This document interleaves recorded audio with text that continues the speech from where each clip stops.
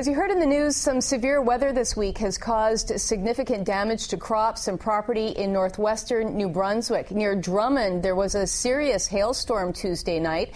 Teresa Michaud lives near the Drummond Airport and joins me now. Teresa Michaud, good afternoon. Good afternoon, Rachel. Now, you found out about the storm or were alerted to the storm in an interesting way. Can you explain that? I was sitting at the table and I happened to look up, and my young goats were right up near the neighbors. You can see some in the far corner there. And all of a sudden, the smaller ones started racing towards the barn, and the larger ones as well. And I was wondering, my goodness, the large ones don't usually run. So I immediately went outside to help them get into the barn. And all of a sudden, the hail started coming down, and it was extremely huge, round, heavy, golf ball size, and then it just kept down.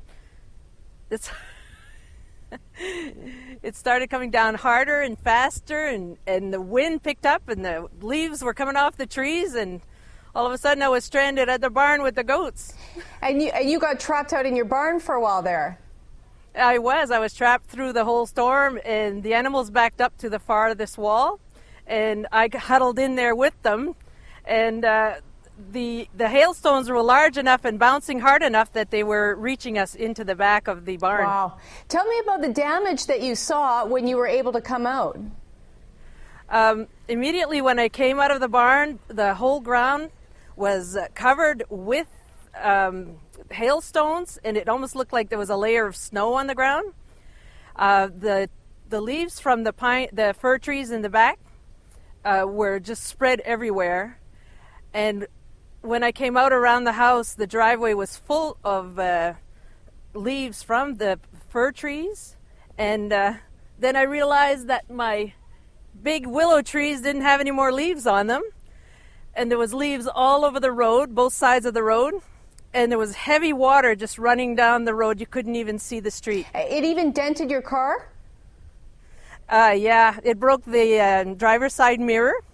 And the back end of the van is all dented with little dents. Good thing it's not a new van, because I think I'd be, I think I'd have a depression. My top of my mailbox is all dented. That's extraordinary. Your property also backs on to some McCain potato fields, I think. Can you tell me what damage you can see from where you are? The potato plants are completely annihilated. The grain fields are all tipped over and broken.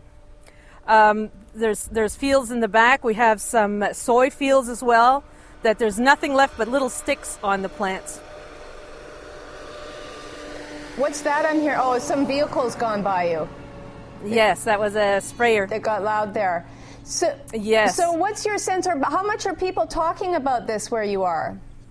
That's pretty much the main conversation as we speak, since this is it's a very close-knit community, and everybody knows everybody, and also, you know, that these are these people's livelihoods. There's a lot of families that are affected by this, and the ones that have a little bit of damage, I shouldn't say little, but, you know, it's major damage compared to what we see in the back of my place, that they believe that they'll be able to save a few plants. We'll have to be spraying for gray mold in the next few days so that they can avoid getting all different diseases that jump into plants that have been stressed and ruined. Wow. Would you say that this is going to hurt the community?